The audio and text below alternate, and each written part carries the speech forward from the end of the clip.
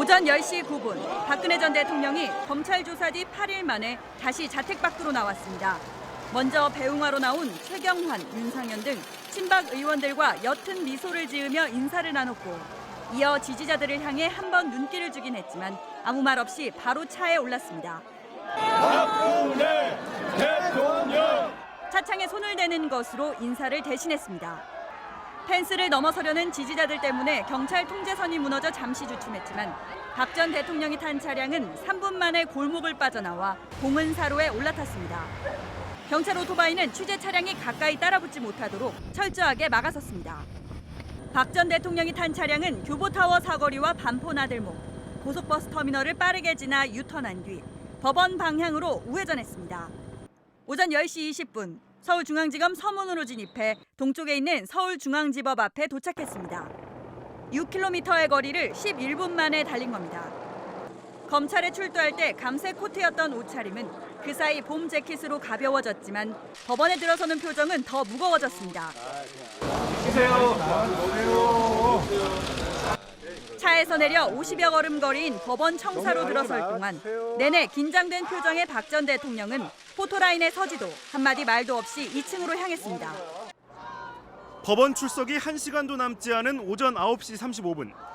박 전 대통령의 동생인 박지만 이지 회장과 부인 서양희 변호사가 삼성동 자택에 도착했습니다. 굳은 표정의 지만 씨 부부는 곧장 집 안으로 들어가 2층 거실에서 박 전 대통령과 15분가량 자리를 함께했습니다.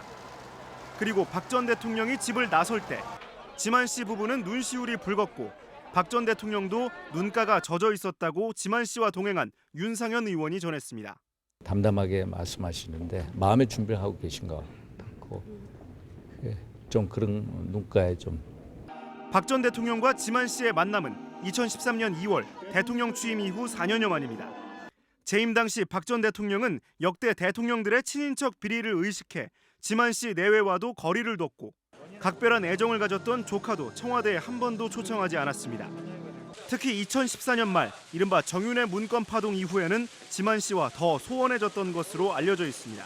청와대에 들어온 이후 혹여 불미스러운 일이 생기지는 않을까 염려하여 가족 간의 교류마저 끊고 친인척 비리가 없도록 친동생들도 멀리했지만 최순실 씨의 비리는 막지 못한 박 전 대통령. 박 전 대통령이 법원으로 출발한 뒤 지만 씨 부부는 국립서울현충원에 아버지 박정희 전 대통령 묘역을 참배했습니다. 박 전 대통령의 둘째 동생 근령 씨는 끝내 모습을 보이지 않았습니다. 박 전 대통령이 탄 차량이 천천히 골목길을 빠져나가는 순간 갑자기 지지자들이 인도에 설치된 노란색 펜스를 발로 걷어차고 집어던집니다. 뒤에 서 있던 100여 명의 경찰이 달려와 몸싸움까지 벌여 통행로를 확보하고 나서야 다시 출발할 수 있었습니다. 일부 지지자들은 태극기를 몸에 두른 채 법원 출석을 막겠다며 도로에 누웠다가 경찰에 끌려 나갔습니다. 대부분의 지지자들은 박 전 대통령을 따라 서울중앙지법으로 자리를 옮겨 집회를 이어갔습니다.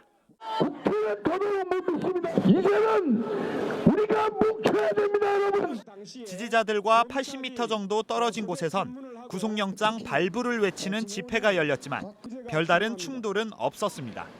특히 주목해야 할 부분은 그동안 지속적으로 증거인멸을 시도해왔다. 자택 앞에서 취재하던 기자에게 커피를 끼얹은 60대 남성과 서울중앙지검 앞에서 촬영 기자를 발로 찬 60대 남성은 각각 경찰에 연행되기도 했습니다. 중앙지법 앞에는 아직 지지자 200여 명이 영장 발부 여부가 결정될 때까지 자리를 지키겠다며 남아 있습니다. 경찰은 2천여 명을 배치해 만일의 상황에 대비하고 있습니다.